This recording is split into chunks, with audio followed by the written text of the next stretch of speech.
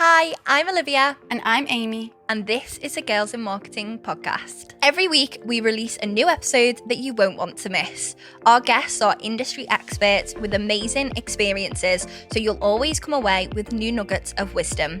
From educational and inspiring episodes covering the latest in digital marketing to casual and fun chats with the Girls in Marketing team, unpacking marketing myths and trends, we've got it all. Here at Girls in Marketing, we're all about empowering and supporting women to be the best marketers they can be through our online learning platform and community. Check out our resources and membership to get involved, as we'd love to welcome you to our inner circle. Right, let's dive into an episode together. Hello and welcome back to the Girls in Marketing podcast. Today I am delighted to be joined with Natalia Cortazar, founder of The Good Egg. The Good Egg is an influencer marketing agency leading the creator economy at the moment. Natalia is also an amazing podcast host as well as a speaker. She's worked with some huge brands like Pret, TikTok, H&M, and it is a delight to have you here in the studio today. So welcome. I want to start and talk about the start of your career. I feel like a lot of our audience are just getting started in the industry. So tell me a little bit about your start of your career. Yeah, a little bit about you. Well, thank you so much, guys, and you, Olivia, in particular, for having me here. Something I really want to do with my career as a professional, more like C-level person, is to inspire girls that may be in my same situation or the situation that I was on like maybe 10 or 15 years ago. So this is amazing. About me, well, for the ones that don't know, I'm Spanish, if it's not clear enough by now, and I shout a lot about it. I've been in the UK for 6 years, actually, this week. So that's a long time. I could be a citizen now. Here we go. And what I've done is always been related to marketing professionally. I mean, I graduated in advertising in Spain. On that, just so people get an idea, a clearer idea, really. In Spain, we don't have the same choices as in the UK to choose a career. Like here, you can do fashion advertising, or you could do things that are very, very specific to what you want to do or your interest, and the degrees are normally 3 years. In Spain, it's way more broad. Okay. So if you want to get into communications, there's 3 options: audiovisual communications, whatever that means, journalism, you go straight to the unemployment office, and the third one would be advertising, which in my opinion is the one that at the time at least got you, we call it in Spain, more exits, as in more opportunities to do stuff. So that's what I did. And at that time, I got a specialization, they call it, in new advertising in 2009. So definitely all advertising now. And from there, I always work in marketing and advertising in, different placements. And when I graduated with a 9.12. That in the UK doesn't probably mean much. But having in mind the grades in Spain go from 0 to 10, you can guess that it was a pretty high grade. And I graduated with honors. So I got a job pretty much straight away, which is, again, very uncommon for Spain in the middle of the crisis. And from there, it all went up, obviously with a lot of work. When I was 25, I got made redundant in Madrid. And I was like, oh God, what do I do now? And I was dating a guy from the UK. And I was like, I'm just going to go. And my mom and my friends were like, well, you're not. But I did it. And because I've always been really determined to do stuff. So I came and I started working at Amazon. And from there, it was all full influencer marketing, different agencies, publicists, Goat, client side, my own one now, obviously. And that's, I'm trying to put like 13 years kind of in 1 minute. But that's what got me here, really. Yeah. So what then initially kind of drew you when you moved from Madrid to the UK? Yeah. What actually initially drew you to influencer marketing in particular? So to be honest, I was touching on it when I was in Madrid. Let's go back to when I started doing a bit of it. It was around 2013. So influencer marketing was not really influencer marketing. We had the bloggers, the vloggers, like, the YouTube video, people doing reviews and unboxings, and then the fashion bloggers that we probably all follow at that time. So that was the environment that I was in. And from there, I did a postgrad in retail fashion, something like that, retail marketing fashion, after work. And I had a teacher that was kind of interested in micro-influencers and what we could do. And I started getting interested in that. And I suggested implementing a few bits and bobs here and there in the company that I was working on. But again, it didn't have much legs because it was such a very limited environment. When I moved to the UK, I started at Amazon, as I said, and it was a very different role. But as soon as I could, I was like, I need to look for a role that is related to influencers. I remember being outside a Pure Gym when I got called, say that I got the job. And it was a bit interesting time because this was after Brexit. And I was a manager in Spain and I had to downgrade to exec in the UK. So that's how I started. But obviously my knowledge was way beyond what an exec would know at that time. But anyway, I started in publicist and influencer marketing because I thought that was something that A, was going to be the thing, and B, I was really, really good at it. So those were the main two reasons, I guess. Yeah, I feel like the landscape has definitely changed. I know you said at the beginning it was very much like the bloggers and the bloggers, and as much as that still exists now, maybe in a different capacity, you will have seen the landscape change totally, which is interesting that even now, so many years later, that you're still in the industry. Hopefully that means that you enjoy it. Sometimes I just want to throw everything away and just move to Bali or whatever, but I do enjoy it. And I think that for so many people, influencer marketing, we still think now of influencer marketing as like a newer industry. I know it has been going for possibly like that kind of like, 10-ish years. Yeah, that kind of thing, as you said, starting as that. And then now it's kind of like changed so much, but also so many brands, I think, don't really value influencer marketing. Like there's so many, I think bigger brands get it because they're like, oh yeah, we really want to work with influencers and stuff like that. But smaller businesses, we have so many people in our community and they're like, I'd love to try an influencer campaign, get some budget towards it. But the businesses just don't like understand it and believe in it. And I don't know if that's a lack of like knowledge around marketing and social media for so many people, or if that is just because the influencer economy's changed so much that just as you get a hold of it, you might understand this yourself. Just as you get a hold of it, it's like, okay, I don't understand it again now because it's, always changing. But I know as well that you are really passionate about non-native speakers. We spoke about this previously, and we have a lot of people in our community who are non-native English speakers, whether they are, from a different country and they've moved to the UK, or they just want to get a role within the UK and stuff like that. And it's something that I think, you shout about a lot. You are very passionate about it. And other than kind of the obvious reasons, what kind of made you so passionate about that? I really wanted to touch on that for any people in the audience. I think it's because I'm talking from a personal perspective, but I guess it can, many people can relate to this. And I was speaking with a friend of mine who's Portuguese. He's a quite big wave designer creative director at Publicis, Poke, big agency in London. And we were chatting about this. And in Southern Europe, at least, and I guess in many other countries that economically haven't done that great because of 1,000 different reasons that we're not going to talk about today, there is a clear sense of disbelief in ourselves. So, for instance, I always use this example. I came to the UK. I mean, I'm very fluent in English. I would be considered a bilingual person. I don't really have a strong accent. I can communicate myself perfectly in English. I know this is not the norm. It's weird, but many people are fluent enough to have a career in marketing in particular, right? And they have their Spanish degree in marketing, they have their experience, they have the knowledge, they know what they're doing.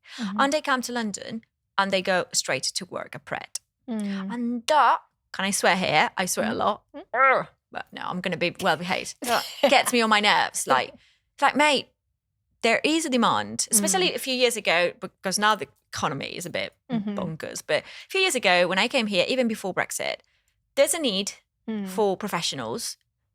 you speak English, you're going to get better and you have the knowledge. What is stopping you from applying to a role here? No, because, it's all excuses, self-imposed excuses to be like, no, I'm going to go in my safe zone, in my comfort zone of working up. I say prep because that's bit hospitality or, and all my friends, Spanish friends that lived in London that have ended up working in media in very different agencies up to high levels, they all started in hospitality. And nothing wrong about hospitality or any role in the world. But what I'm trying to say is like, this is not because they applied to 1,000 jobs in marketing and they got like, no, not for you. It's because they tell themselves that this is not for them. And that's something that really, really puts me on my nerves. And that's why I decided to give a voice to people like myself that I wouldn't say have made it in marketing. That's a very pretentious kind of statement, but have done some kind of for yourself. Yeah, exactly. Well, for myself. And I guess that when you have a voice, you also have the responsibility to use it consciously. And for me, that is why it's so important to use it for this, to empower these women, especially women that may come from countries that don't give them that confidence by default, because Spain is a confidence killer. It's horrific. Anyway, another conversation, but to see like, hey, I can be also employable. And if my dream is to work in marketing, I can go and apply. And that should be my option one. And if not, I always have all the options. But I shouldn't just aim myself for the 3 because I know the 10 is out of my range. There's not such thing as out of range. And that's why I want to, people have really clear in their mind. And I think as well, you can use it to your advantage, being bilingual or speaking different languages, because there's so many companies that are international that need people who speak multiple different languages. And often enough, I think if you're maybe not looking in the right places, you maybe think, you could just go and get a job that you don't need to be bilingual for. But maybe if you wanted to use that as a positive and like as a right, I can actually do this because I feel confident in my own language and in English as well. I think that it's almost like a superpower, because you can go in and you can say, oh, you need a German speaker. Yeah, I speak German, I speak English. And I think people don't realise that these roles are actually out there, but they are. You've just got to put yourself out there and actually find them. More, like, I always say that me being bilingual, I mean, in the most spoken languages in the world, if we put aside Chinese, it's been the best gift ever, like the best gift my parents could ever give me. But the thing is exactly what you say. People think that, oh my God, I don't speak English that well. But you speak 2 languages, one perfectly, your own, and then English quite decently. English people don't tend to speak another one. So you're already like bringing something to the table. So, and also, let's not stop at the language. I think it's also a cultural perspective. Like in my team, we have very different cultural perspectives. And I think that's so enriching, because maybe that can, to give you like a really easy example, as a Spanish people are really blunt, borderline rude, as we all know. And British people, especially people in London, are very polite. And, is this wrong? No, but maybe, the blandness that we brought as Spanish people mixed with the British politeness has given us a perfect feedback method, which is being very direct, very straight, very clear, non-offensive, like sometimes we are, Spanish people, but not losing time, like going around the bush, because that goes nowhere. So, like, this is a very silly example, but having people in your team from different backgrounds is so enriching, and you don't even know the limits of that. Yeah. And I know that as well, you are really big on, putting yourself out there. That's something that you've discussed today. But what is it like? I want to discuss more about putting yourself out there and the experiences that you've had as well, and how they benefited you, because I think so many of our community, they get to it and they get stumped because they don't have that self-belief. And I know that you are a big advocate for that. So yeah, what's your kind of experience with that, and like positives and negatives? Because I think it's always good to kind of share that with people. Of course. I don't want to be like one of those crypto bros that you find on TikTok and be like, or the Andrew Trade of whatever. Oh, it cringes me so much. But I really want to say something that people may like or dislike. Obviously, you are born with a certain level of confidence. Mm-hmm. So, being really honest, my confidence level has always been quite there. And there will be other people that are very shy. And obviously, we know we're starting from the same starting point. And I'm very conscious of that. However, confidence can be worked on. Confidence can be built. And I think it goes back to what we were talking about when, maybe that's not for me. I think we need to stop telling ourselves that is not for us. Mm-hmm. Because why not? Like, let other people tell us that's not for us, and not even them. Mm-hmm. Like, let's not put that barrier ourselves. When people ask me, for instance, how do I, get to post and tell my life and blah, blah, blah, I literally answer, well, I do open the laptop, Mm-hmm. write something, and I post it, and people laugh. And same thing when they ask me, how do you set up the Good Egg? And I was like, well, so I actually got an accountant and I did this kind of as a joke, but it's exactly what I did. Mm-hmm. Is not overthink. It's the same when I have a million tattoos. People, oh my God, don't. Overthinking a tattoo and overthinking a life decision Mm-hmm. is one of the worst things you can do in your life, because yes, it's going to be permanent, but who cares? Like, Mm-hmm. I always say that my motto in life, and I'm going to try to translate it into English, is to live is to choose, and to choose is to reject. Mm-hmm. Because when you choose not to put yourself out there, you're already making a choice. Mm-hmm. So why not? You have absolutely nothing to lose. Okay, you put something out there and it doesn't resonate. Well, maybe the next post resonates. Mm-hmm. You do something that it may be a bit tone deaf. You apologize and you move on. Mm-hmm. I don't think it goes beyond that. I think you just need to not force yourself, bless you, but like, try to, if that isn't your gut, do it. Mm-hmm. But don't force yourself to do something that you're not comfortable with, because not everyone is comfortable chatting. Mm-hmm. Not everyone is comfortable filming videos. Find was your jam and do it. Be creative. Like, think like when you were kids that I used to have 63 Barbies and create dresses and doing things. And that was my thing. All the kids would probably play with their ball for hours. Find that and use it, Mm-hmm. I guess. And I think that can be translated into your career as well, can't it? Absolutely. Find something like you have done with influencer marketing. You're like, yes, I get it. I like it. This is my thing. And so many people, I think a lot of kind of younger people in the industry and students, they think that they have to do that instantly. So they have to like leave university and know exactly what they want to do. But it's just about experimenting, trying these things and figuring out what you want. Because sometimes you might think that you want something, you do it, and then actually you think, oh, It's not your thing. it's not my thing. And I think that only comes with the experience of doing it, which means you have to put yourself out there, doesn't it? Which is always really interesting, because people are just scared for that initial, it's like that anxiousness of that initial step that I think people need a bit more of, that, like your attitude of not actually caring. Do you know what's really funny? I always use this example. I don't know if it was on a Jimmy Fallon or any of those like late night shows in America. It was Will Smith was invited to a show, right? And he was, because he has like Jen Setter's son and daughter, right?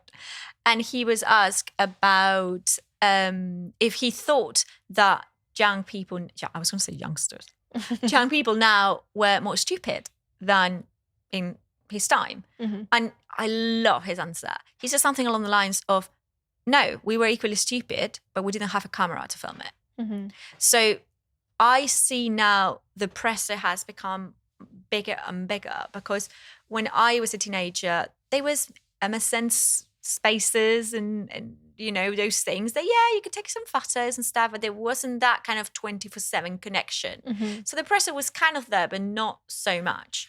Well, compared to my parents, yes. But if I compare myself, my 15-year-old self or 20-year-old self, to today's Gen Zers or Gen Zs, bloody hell, like the pressure is out there, because you compare yourself to the influencers, you compare yourself not only to the famous people that we used to compare ourselves to the Beckhams, to the Spice Girls, blah, blah, blah.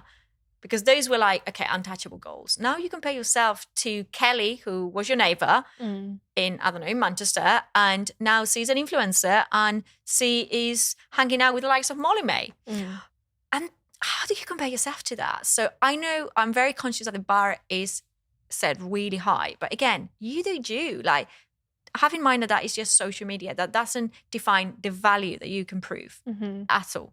Yeah, I think that's so true as well. People just don't, they realise that they are comparing themselves, but it's kind of like they don't either, because it's almost innate. Like, it just happens now. And it's just about how do we create a society where influencers and influencer marketing is like a good thing. And I think that is kind of obviously what you're doing with your agency. And I wanted to talk about that, talk about influencer marketing. Obviously, I was going to say influencer guru, but the more I've thought about it, I'm like, it makes me cringe. I know, so maybe I know not. We'll just say expert then, because I feel like that's a bit better than guru. But I want to talk a little bit about, how your career has been throughout influencer marketing. The landscape's changed so much. How have you seen that landscape change, and what would you like? What's your opinion on that kind of change? Right. I the other day at an event, I got asked a similar question, and I mean, to make everyone laugh, because I'm a bit of a clown at heart. I started uni when Instagram didn't exist, when WhatsApp didn't exist, right? Just to set the tone here. So everything and anything I learned at uni could go down the sink today, because obviously.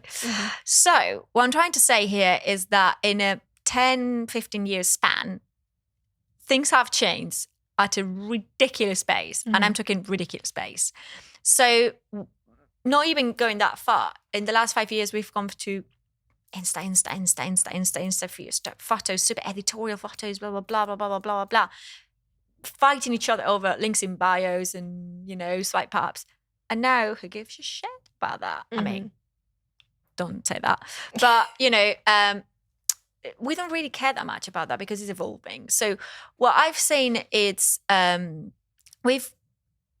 we should be doing, better said, is stop seeing influencers as, okay, I just need to pay random person to promote these, because that is so to 2015. Like that's gone, to be honest. Product placement is gone.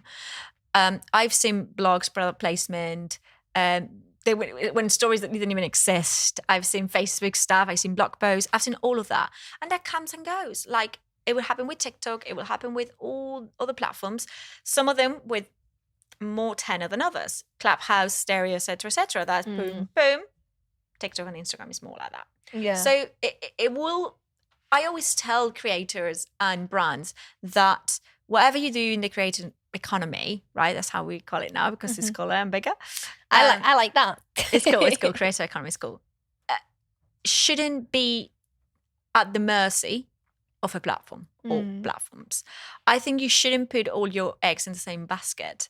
And I think for me, the buzzword of this year, and you heard it here, is longevity. I keep saying this all the time this year, longevity. We've talked about authenticity, we've talked about communities for sure, micros, niches, all of that. Yes, 100%, it's on. Longevity for me is what we should be looking to do, because now we've been on the road for 10 years plus, and you can no longer have an Instagram account with 4 photos and expect brands to do a deal with you. Longevity has to be built by pivoting into all the stuff. It could be podcasting, it could be launching your own fashion range, it could be launching, I don't know, series of memberships. It could be becoming an entrepreneur if financially you are secure to do that, like Casperly, Grace Beverly, and many more, Suella, Alpha Days, Deliciously Ella, many Ellas. Or even pivot into telly, becoming an actor, becoming a singer, the sideman, There's so many examples out there. Or creating your own esport team. So I'm trying to think about like various things, so many different things. So for me, that's where the future goes. And that's the main difference, that before it was just the person at the mercy of the platform, and now the platform, fingers crossed, it's taking less of a main character role in favor of the actual personality. Because if tomorrow, just to say, Molly May decided to, I use Molly May because it's someone that everyone knows. Yeah. Molly May closes all her socials, Molly May still exists as in people's imaginarium. So that's what we're seeing, that they need to become brands by themselves. They need to kind of branch out a bit. And that's how you ensure longevity. And from a brand side, which is obviously, I mean, my main clients are brands, I always tell them, look, we can do this product placement campaign. We still do those because it's sometimes difficult to convince them otherwise. But I was like, look, we can do this with success, and we do it, but we need to think outside the box. We need to think branded content. We need to think way beyond metrics and vanity metrics. Yeah, phenomenal CPAs, phenomenal this, phenomenal that. There are phenomenal marketing tools like paid social and many others that can get you specific metrics with an amazing ROI, super trackable, super like on point, that maybe you don't need to force on influencer marketing. Maybe influencer marketing can be more on the creative side, can be more on doing something outside the box, can maybe about choosing someone to represent your brand with an idea. You know, think outside the box. If you're just going to treat them as a number or as a paid social channel, do paid social. There's brilliant people out there doing paid social, which, you know, phenomenal. We can combine that. But don't take it just as a number and a product placement. Yeah. It's interesting though, because I think that's how it's changed so much, is that brands used to say, we'll just throw some money at this, we'll get someone to post about it. But actually now that doesn't really work, because, and I think the brands are cottoning onto that. The brands are like, okay, that doesn't actually work. Now we want a bit of that longevity.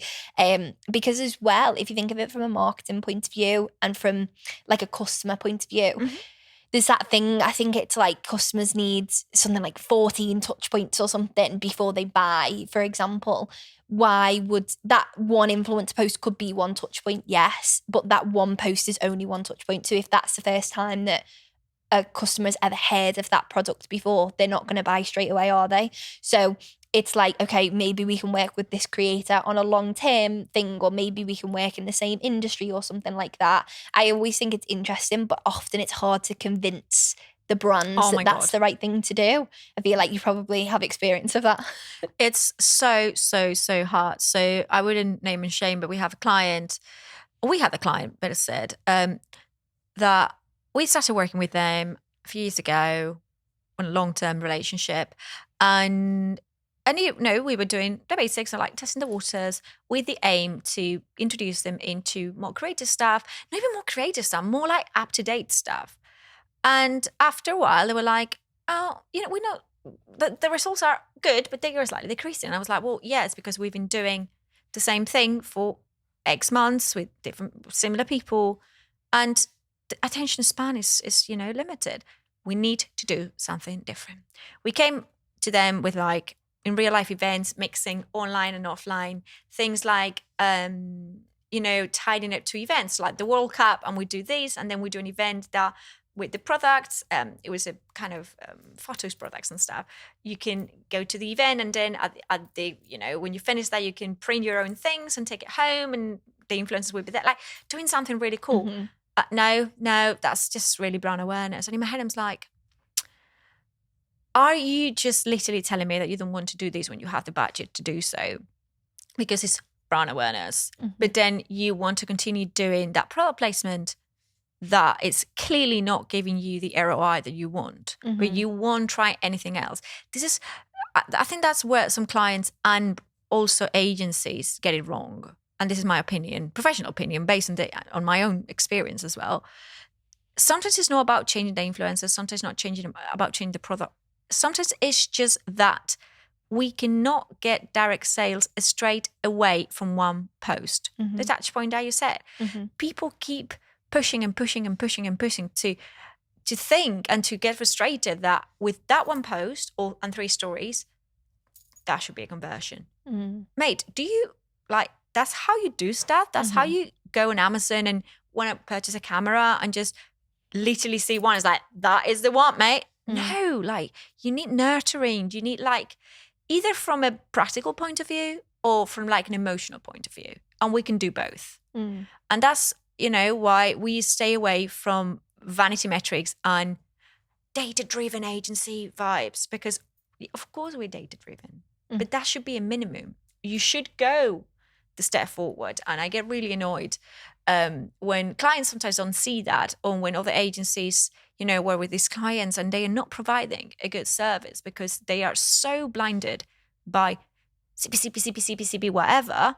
There's like, but are you actually bringing any value to the brand in the long term? Because if this campaign ends tomorrow, your sales go back to zero. Yeah. And I think it's that, isn't it? It's understanding that you won't always, from influencer marketing in particular, or from a lot of marketing activity, you won't necessarily get the sales straight away. It is about that nurture aspect. But I know you've talked about that, but is there any campaigns that you've worked on recently that are like your favourite campaigns that you can talk about? Something, you don't have to name names necessarily, but something that's gone particularly well for you that you think would be nice to share. I've historically, and this was before my Good Egg times, I was really proud of a campaign that we did for Public Health England about smear cancer. Saying it wrong. Cervix smear testing. Yeah. It's a bit of a mouthful. Yeah. But that's quite old. I know with the Good Egg, but I was really proud because of the meaning of that. But from a performance and capacity perspective, we just done a really, really cool campaign with MC Saatchi for and other agencies, PR office, etc. For Oman, like the Sultanate, visit Oman. And it was so wholesome in all senses, like how we managed to work with very different teams all together with the same goal, with creators to visit Oman, to, pick up a creative idea from the Saatchi team and then make it work with PR and actually sending influencers to a country in the Middle East with all the regulations that obviously involves, plus the COVID times, plus the war happening next door, plus blah, blah, blah, different times. And it was all amazing. I mean, pat on the back to us, to be honest, because it was amazingly managed. And we got an over 500% over delivery. That is mental. Like content over delivery of over 500%. It's ridiculous. So just to give you ballpark, we gave them, like, if we were to pay for all the pieces of content that the brand got, they would have to pay over £1 million. It was that good. Yeah. And that's one that I feel really, really, really, really, really proud about. Yeah, that's amazing. And I think it's hard to sometimes say that because obviously, I mean, you have just said it, so well done, but it's hard to kind of say that to other brands, like to work with other brands and say to them, this is what it's worth, because unless you have that, the data, like what you do have to back it up and say, this is what it's worth, it might not happen straight away. It might be the campaign, it might be how it's managed, and you need to trust us to do that. It's brands allowing you the trust to actually get on and do what you do best. And also brands to manage your own expectations, because you cannot expect, for example, a product that it's a medium to high ticket, 50, 80 quid, that is not a prime necessity or not fashion. It's not an impulsive buy. It's not the same as you seeing like a mascara that is like maybe 8 or 10 quid or 15 quid, and you've seen it like everywhere. And it's like, well, what's it worth? It can happen. People need to understand that not every product has the same customer journey. And you cannot go, you got this cost of whatever, sales or ROI with these products. Like, yes, but the way that people purchase this product is not the way that people purchase your service or your product, because they are just simply different products. Yeah. In the same way that I said that you would go and read a lot of reviews about a camera, and then maybe you would go to Zara one day and buy a T-shirt. It's not the same. It's impulsive versus practical versus emotional. Yeah. And also as well, those products that do really well because of word of mouth. So like air fryers, for example, this is something that we talked about the other day. I got an air fryer because I heard everyone speaking about it.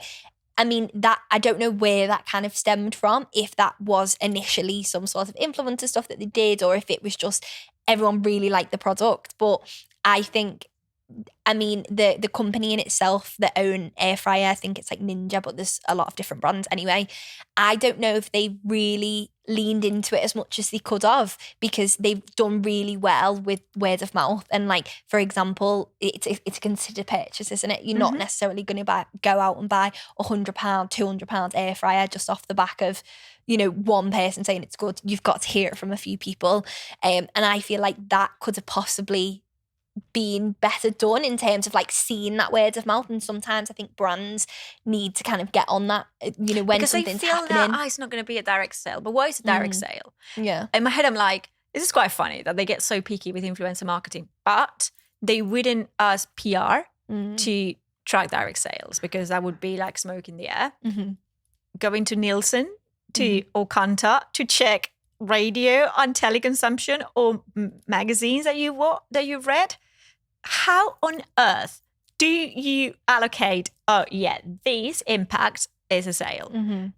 But then influencer marketing is literally under a knife, just to say like, no, you need to prove that you're selling. Yeah. Even though we're selling way more in proportion than any of the others together for a quarter of a price.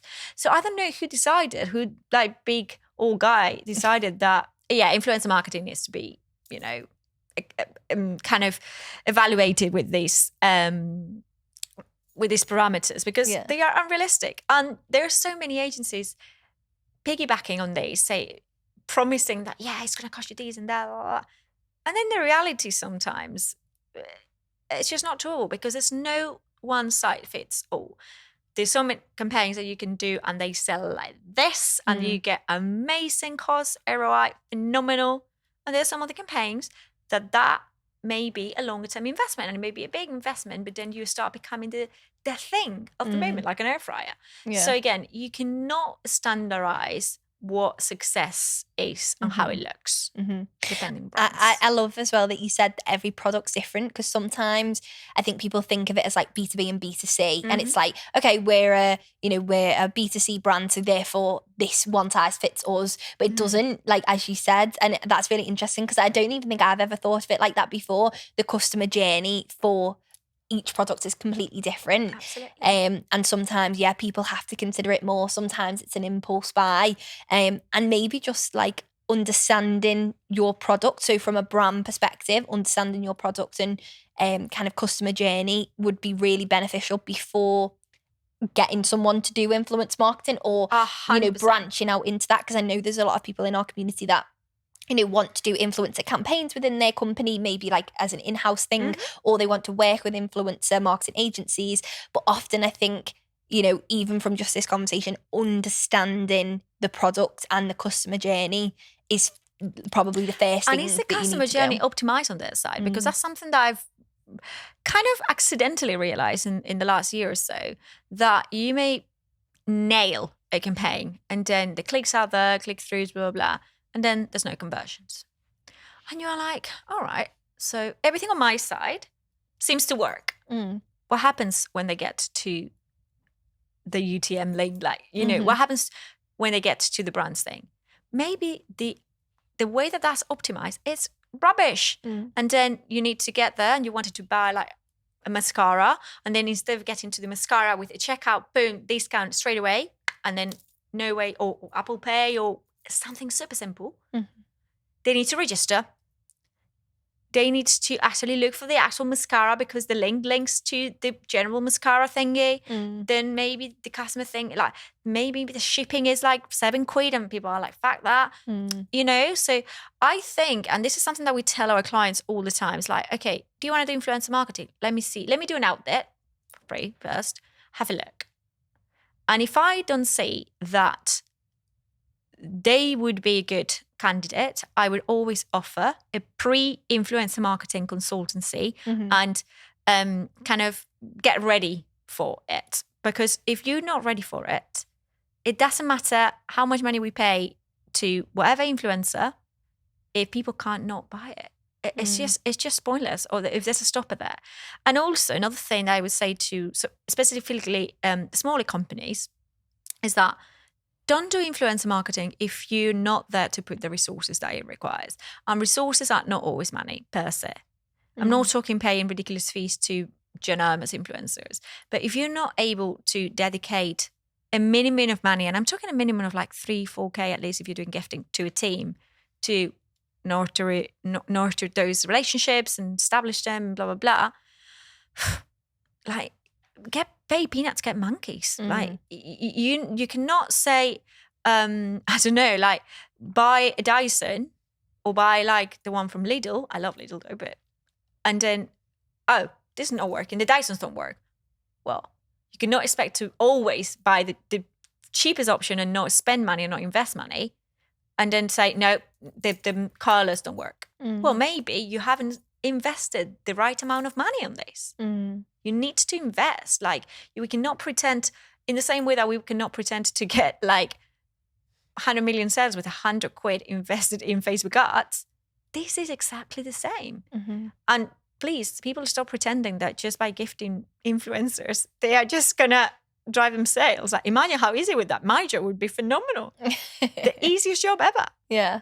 I think then for anyone who's kind of like wanting to start a bit of an influencer campaign, or maybe they have been given a bit of a budget, what would you say is like a starting point for someone who's, you know, maybe entry level, midweight or something, and they've given a bit of a budget? What would you say is like the first thing to do? Right. Do a bit of introspection. What's your KPI? What is your goal? Your goal is to get the word out there about your product and get people to talk about it. Your goal is to raise your social profile and get more followers and get more recognized, because that obviously in the TikTok times could be a goal by itself. Your goal is to sell directly. Then maybe you should do some paid social as well with influencers. And then once you know that, see the health of your system, as I said, your customer journey, if that is optimized.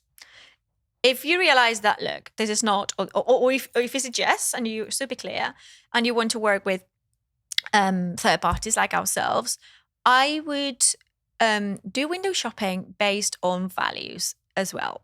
So, and again, this is me because we try to be as ethical as possible, but I would say that just don't go with the people that promise you the moon in numbers, because you don't really know how those numbers are going to be put there.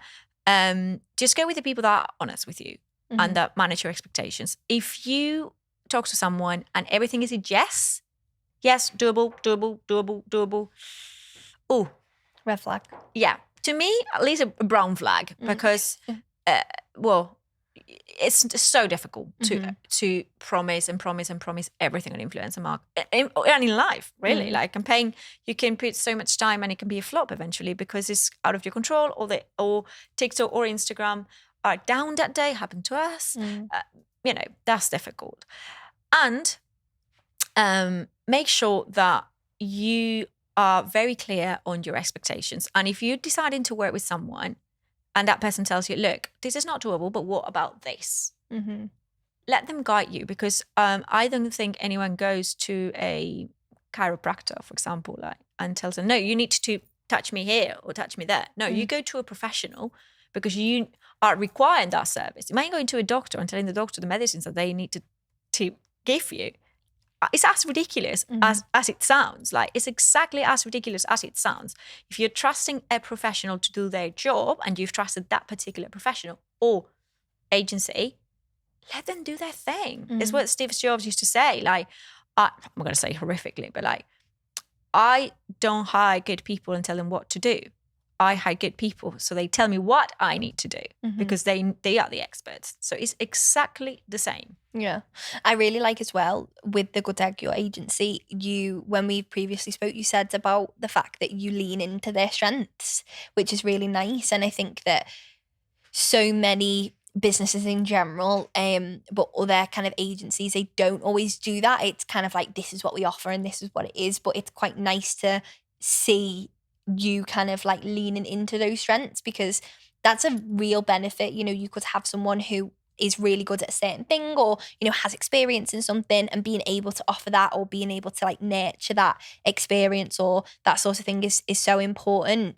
What kind of made you do that? Is it just something that you're particularly passionate about? Do you mean that I am very open about like what we can do and what we're best at and what we may not be best at? I think honesty is a pillar for life in general. Like, I wouldn't want a client to start working with us and then down the line realizing that we're not the right match. it can happen over years because that's just life, right? But straight away and be like, right, this guys are not what we thought they were. I always expect people to be, surprised with how much we are over delivering in all senses. So it happened to me in the past with clients that have, contacted us and be like, this is what we do, and we want pure numbers and just a CPA model, so acquisition, blah, blah, blah. And I've been really honest. I was like, look, this is not how we work. Mm-hmm. And there are phenomenal agencies out there that could do this, that they are pure numbers over quality. No, I'm not saying that they don't have quality. Numbers over quality. We're not that Mm-hmm. people. So these are the people, and this is what we offer. Maybe some of them were like, actually, I like that offer more. Some others would be like, thank you so much. See you later. And that's okay as well, because there's power in saying no.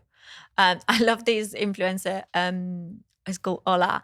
And he was saying, no is a complete sentence. Mm-hmm. And that's all right. Like, just being honest about what your strengths are and your team's strengths are, and what you want and what you don't want to do. Mm-hmm. Because if it's something that it happened to us with a client, they were lovely people, but they were obsessed with results, like, as I say, like, no, direct sales, and we were like, hey guys, like, this is just, and it was a product that touched into mental health, well-being. It was not impulsive buy. It was a product that needed a lot of research, right? Very different, but I would compare it to period pants. Mm-hmm.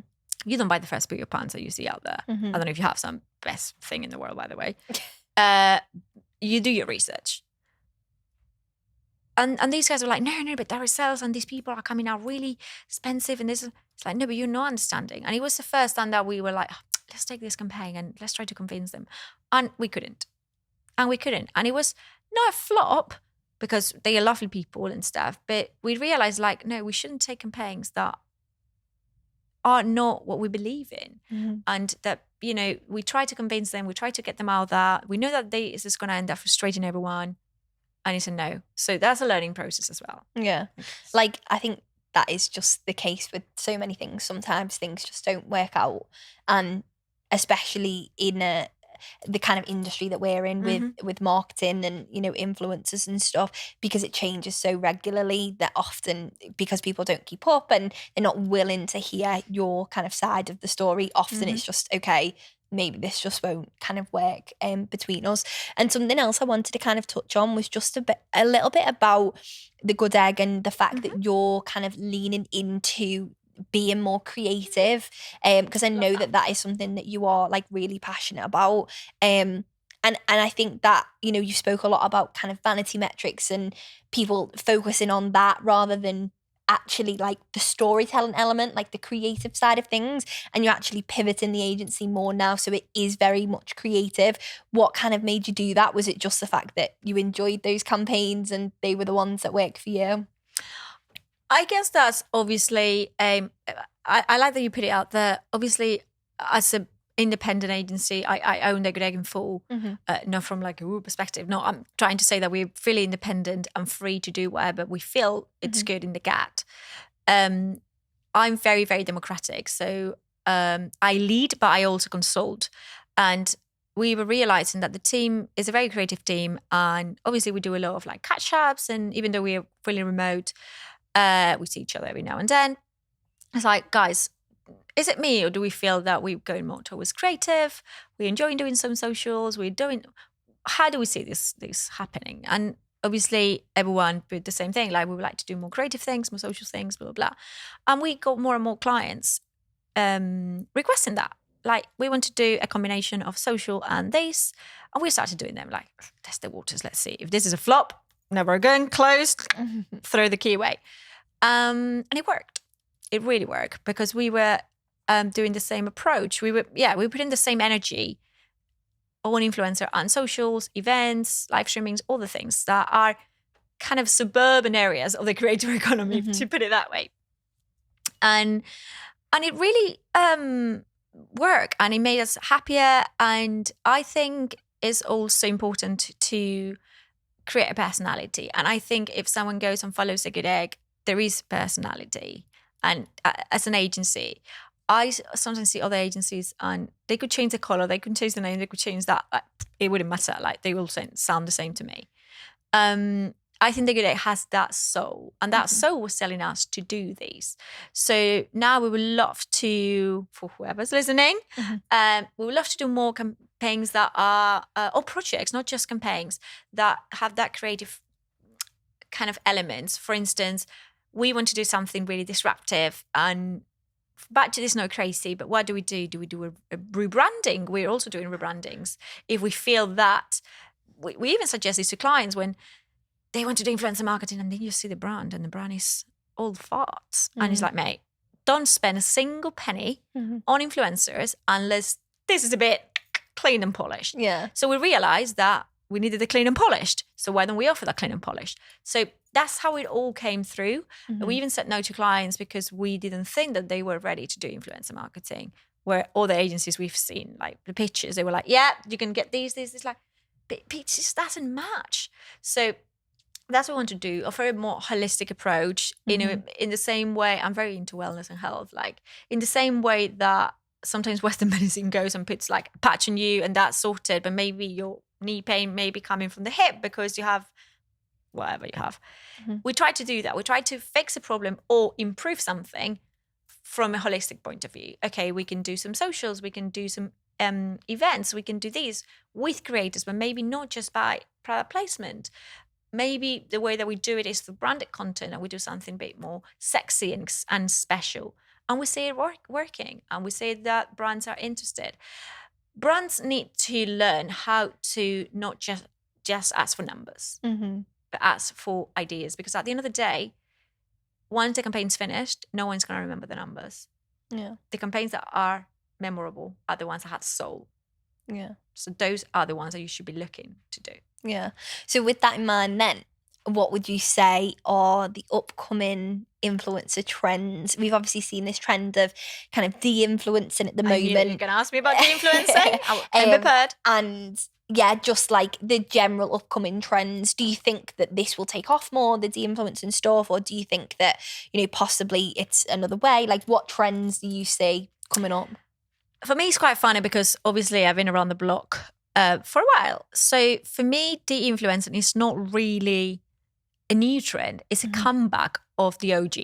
And I will explain myself.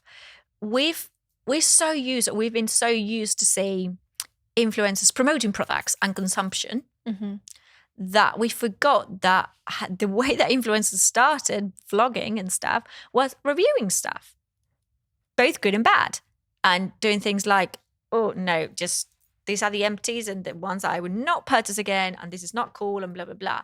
So I understand that from the Gen Z generation, or Gen Z, I never say it right, the youngsters. I love that word. It makes me sound so like a granny. It's a difficult thing because they were so young when this was happening, right? But for me, it's just going back to the origins, which in an arts is what we should be doing. There's been a massive increase of like consumption, blah, blah, blah, blah. Now we are like, okay, it's not that easy for brands anymore to put money on the table and be promoted. They need to think more creatively. So it's going to be like a clean out. Either you do it cool. First things first, you need to have a cool product. So that scraps out quite a lot of people. Second thing, if you don't have it and you still pay people, you will need to pay more money and dodgy influencers. People are going to notice. People are not stupid. Dodgy influencers out.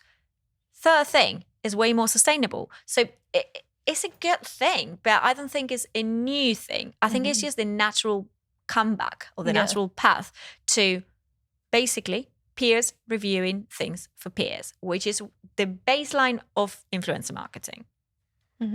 Yeah. And I think as well, it's just kind of got a name now. So it's just like got a name because it's a TikTok time. Yeah. So any other trends then that you would say are coming up in influencer? Well, definitely there's a few things that, I mean, they're not that new, but I was talking this morning about these. There's a massive opportunity for educational content, book talk and blah, blah, blah, all of the, and many others, to do good influence. Influencing that is not just about purchasing, but educating. I think there's a lot there. I think there's a phenomenal opportunity for brands to support educational creators. I've seen quite a lot of this in Spain, actually, maybe in Spanish, that some brands sponsoring mental health chats between different creators. They're not selling anything, really. They just giving the resource out there. That's phenomenal. Around the content as well. So it's a win-win for everyone. You're not asking the community or the audience to purchase something. It's the other way around. You're giving them something, but you're still putting your brand there. So I think that is a much nicer transaction, if you ask me. And then for me, and I see this in my own skin, on my own feet, creators that are more on the business side. Because I've seen my own profile on LinkedIn especially growing massively. Just from posting, from sharing my thoughts, building kind of personal brand without being cringy, because we need to forget about those like pre-made Chat GPT, we all know this, Jasper AI brands, surprisingly always from like male founders that have like seeds and unicorns and things like that. Anyway, we're in Girls in Marketing, so not the topic. But I think that is a massive trend to explore how creators that are professionals, like myself and yourself, could also be spokespeople for brands. For instance, let's call myself an expert for this purpose, in influencer marketing. But I could also lead some talking points or podcasts, or yourself with all this experience. Maybe there's a brand that wants to open a debate on gender gaps in professional life, blah, blah, and wants to create an event. And instead of getting influencers or like the classic TV presenter, they may use professional influencers. I think that is a niche that's not being exploded, and that could be phenomenal, because we are educated people and we are people that are extremely professional, and we're not selling a product. We are giving your ideas and your brand's wings, if that makes sense. Yeah, and I think it kind of leans into the more business side of things as well. So I really like the fact that you were saying about the educational stuff, because it's kind of like you're not necessarily saying buy this product, but even if you are, you're doing it from a perspective of like it's education as well. So you're kind of like providing people with something in return,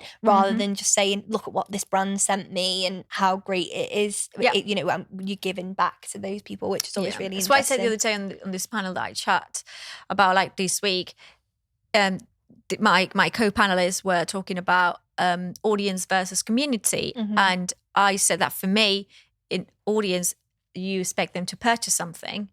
Community is a win-win for both. You also offer them something, which I think is definitely how it should be done, because people are not on social media anymore to purchase per se. They may use TikTok as Google, I agree, or YouTube, where we all end up going back to YouTube either for shorts or normal videos.